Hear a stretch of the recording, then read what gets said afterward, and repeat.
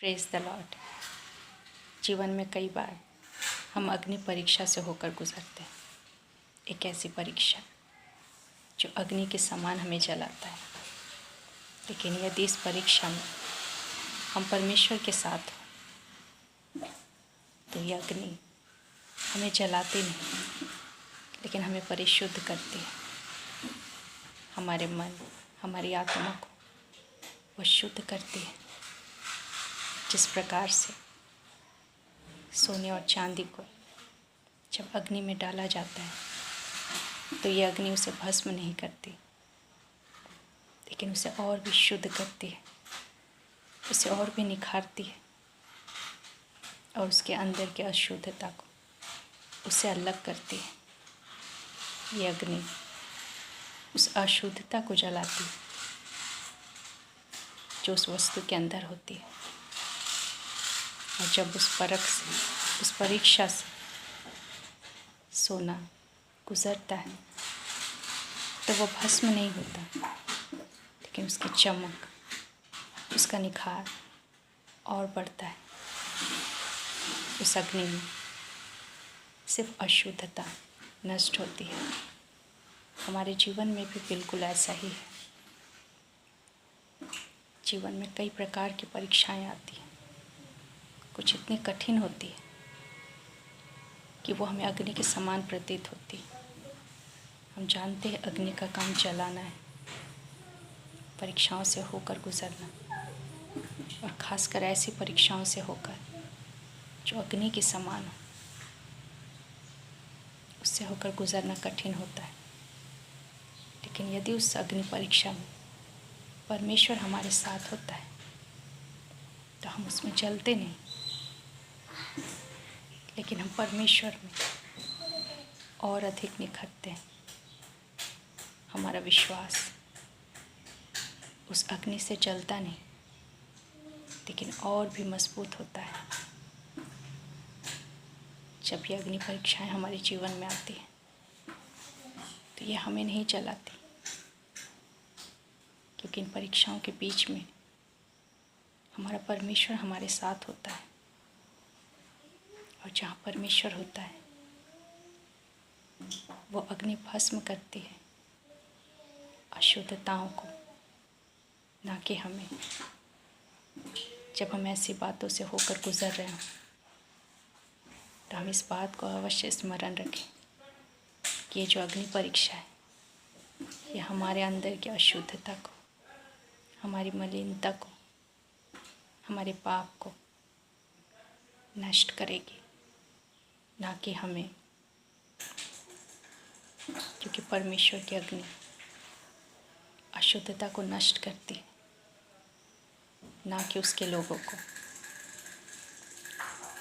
हमने निर्गमन की पुस्तक उसका 3 अध्याय में देखते हैं कि मूसा को परमेश्वर एक जलती हुई झाड़ी के द्वारा दर्शन देता है, और जब मूसा देखता है कि वह झाड़ी जल तो रही है लेकिन भस्म नहीं हो रही, नष्ट नहीं हो रही, तो वो उसके निकट जाने का प्रयास करता है, और परमेश्वर अपने आप को मूसा पर प्रकट करता है।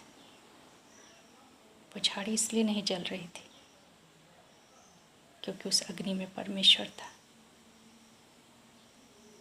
जिस अग्नि में परमेश्वर होता है वो चीज़ों को जलाता नहीं, लेकिन उस अग्नि में एक शीतलता होती है जो हमें और ज़्यादा निखारती है, हमें और ज़्यादा परिष्कृत करती है। वो झाड़ी इसीलिए नहीं जल रही थी क्योंकि वहाँ परमेश्वर उपस्थित था, और वो एक पवित्र भूमि थी जिस स्थान पर मूसा खड़ा था, क्योंकि परमेश्वर की अग्नि पाप को जलाती है, अशुद्धता को जलाती है, दुष्टता को जलाती है, लेकिन उनके लोगों पर वो अपने प्रयोजन को प्रकट करती है। इसी बात को हम दानियल के भी पुस्तक में देखते हैं। दानियल के 3 अध्याय में हम शद्रक, मेशक और अबेदनगो के विषय में पढ़ते हैं, जो दानियल के मित्र थे और दानियल के समान ही परमेश्वर पर भरोसा रखते थे। लेकिन जब बेबीलोन के राजा नबूकदनेस्सर ने एक सोने की बड़ी मूर्ति बनवाई और सभी लोगों को यह आज्ञा दी कि उस मूर्ति के सामने सब लोग झुके जो राजा ने बनवाई थी, तब शद्रक, मेशक और अबेदनगो उसके सामने झुकने से इनकार करते हैं और आज्ञा थी कि जो ना झुके राजा के बनाई हुई मूर्ति के सामने, उसे आग के भट्टे में डाल दिया जाए। उन्हें अवसर दिया जाता है कि एक बार फिर से वो सोचें और राजा के द्वारा खड़ी गई मूर्ति के सामने झुके, उसे दंडवत करें। लेकिन वो इनकार कर देते हैं और वो कहते हैं कि हम अपने परमेश्वर के अलावा किसी के सामने नहीं झुकेंगे। हमारा परमेश्वर इतना सामर्थ्य है कि वो हमें बचा सकता है इस आग से। और वो ये कहते हैं कि यदि हमारा परमेश्वर ना भी बचाए तब भी हम इस मूर्ति के सामने नहीं झुकेंगे। क्या हमारे अंदर भी ऐसी दृढ़ता है? जब अग्नि परीक्षाएं हमारे सामने आती है तब क्या हम ऐसे दृढ़ बने रह सकते हैं? ये अग्नि परीक्षाएं हमें जलाने के लिए नहीं है, लेकिन हमारे विश्वास को और बढ़ाने के लिए। हमारे अंदर जो कमियां हैं, हमारे अंदर जो भी अशुद्धता है, कमज़ोरियां हैं, उसे जलाने के लिए। और हम आगे पढ़ते हैं कि जब ये तीनों उस भट्टी में डाल दिए जाते हैं और वचन बताता है कि राजा की आज्ञा के अनुसार वो आग का भट्टी 7 गुना और धधका दिया जाता है। और वचन में हम पाते हैं कि राजा के वो बलवान सैनिक जो इन तीनों को बांध कर उस अग्नि में फेंकते हैं, वो स्वयं उस आग की आंच से जल जाते हैं। लेकिन वचन बताता है कि ये तीनों सुरक्षित उस आग में चलते और फिरते हैं, क्योंकि जिस अग्नि में परमेश्वर होता है वो अपने लोगों को जलाता नहीं, लेकिन उसे और परिशुद्ध करता है, उसे हर एक अशुद्धता से दूर करता है, उसे और निखारता है। वो लोग इसलिए नहीं जले क्योंकि उस अग्नि में परमेश्वर था। तो एक अग्नि परीक्षा थी जो वो दे रहे थे। और वचन बताता है कि उन्हें उस अग्नि में उनके मोजों, उनके बागों, उनके सारे कपड़ों के साथ बांध कर फेंका जाता है। लेकिन ना तो उनके कपड़ों से और ना उनके शरीर से जलने की कोई गंध आती है। और राजा यह देखता है कि उन्हें तो बंधन में बांध कर डाला गया था अग्नि में, लेकिन वो खुले होकर उस अग्नि में चल फिर रहे हैं। और वहाँ वो चौथे व्यक्ति को भी देखता है और उसे देखकर कहता है कि ये जो चौथा व्यक्ति है ये तो परमेश्वर के पुत्र सरीखा दिखाई देता है। जब हम अग्नि परीक्षा में होते हैं तो वह हम अकेले नहीं होते, लेकिन परमेश्वर का पुत्र स्वयं प्रभु यीशु मसीह हमारे साथ होते हैं। और जहाँ स्वयं परमेश्वर उपस्थित होता है वो अग्नि शीतल हो जाती है। वो परमेश्वर के लोगों को जलाती नहीं, लेकिन उन बंधनों को जला देती है जो हम मनुष्यों को बांधे हुए होती है। वो अग्नि परमेश्वर के लोगों को नष्ट नहीं कर पाए, क्योंकि वहाँ परमेश्वर उपस्थित था। और ये बात साबित करते हैं कि हमारा परमेश्वर जो सच में महान परमेश्वर है, जो अपने आप को जिसने मूसा पर उस चलती हुई झाड़ी के द्वारा प्रकट किया, उन तीनों जो उस पर विश्वास करते थे, साथ वो अग्नि में चल फिर रहा था, उसने उन्हें चलने नहीं दिया। हमारे जीवन में भी ऐसी बहुत सारी अग्नि परीक्षाएं आएंगी जब हमें चुनना होगा, और उस समय हम किसे चुनते हैं? परमेश्वर के वचन को,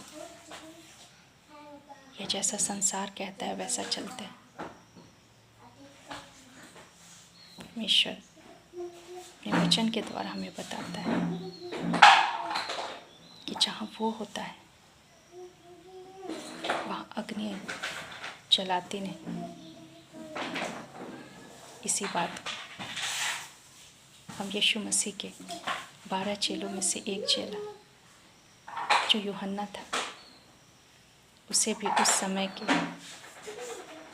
जो राजा थे, जो शास्त्री और फरीसी थे, उसे नाश करना चाहते हैं।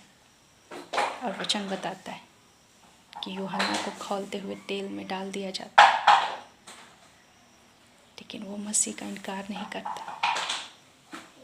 और जब हम इस विषय को पूरा पढ़ते हैं तो हम पाते हैं कि जब उस अग्नि को जांचा जाता था, जब उस खौलते हुए तेल को जांचा जाता था, तो वो तपन से भरी हुई होती थी, लेकिन वो यूहन्ना को जला नहीं रही थी। इस बात का प्रमाण कि अग्नि परीक्षाओं में हमारा परमेश्वर हमारे साथ होता है, लेकिन हम संदेह ना करें, लेकिन परमेश्वर पर विश्वास करें। जो बुलाहट उसने हमारे जीवन से रखी है, जो परीक्षाएं आ रही हैं, उसमें हम विश्वास के साथ स्थिर रहें, तब ये अग्नि हमारे अंदर के हर एक बंधन को, हर प्रकार की अशुद्धता को जलाएगी, ना कि हमें, क्योंकि परमेश्वर की अग्नि शुद्ध करती है, पवित्र करती है, परिशुद्ध करती है। यदि हम अग्नि परीक्षाओं से भागेंगे तो हम कभी भी उस पवित्रता को, उस शुद्धता को प्राप्त नहीं कर पाएंगे। जो परमेश्वर करना चाहता है वो हमारे जीवन में हो नहीं पाएगा। अग्नि परीक्षाएं कभी भी आसान नहीं होती। हर एक के जीवन की बुलाहट अलग है, हर एक के जीवन से परमेश्वर की इच्छा अलग है। हमारे जीवन में हमारी अग्नि परीक्षा अलग प्रकार से हो सकती है। हो सकता है यह अग्नि परीक्षा एक ऐसी बीमारी के रूप में हो जो बरसों से है। हो सकता है हम दुष्ट आत्माओं से घिरे हुए हों, छूट नहीं पा रहे हो सकता है नशे की आदत, व्यभिचार, पैसों का लोभ और भी संसार की नाना प्रकार की अशुद्धता हमारे जीवन में हो। कि जब हम इन अग्नि परीक्षाओं से होकर गुजरते हैं तो परमेश्वर हमारे साथ होता है। वो हमें जलाती नहीं, भस्म नहीं करती, नष्ट नहीं करती,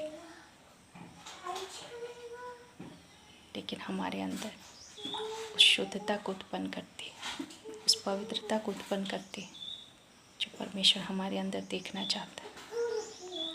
जब हम विश्वास में बने रहते हैं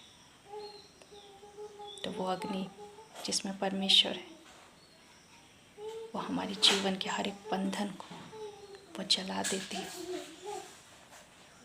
लेकिन हमें वो नुकसान नहीं पहुंचाती, क्योंकि परमेश्वर की इच्छा हमें नष्ट करने की नहीं, लेकिन हमारे अंदर के हर एक बंधन को, हर एक मलिनता को, हर एक अशुद्धता को भस्म करना है,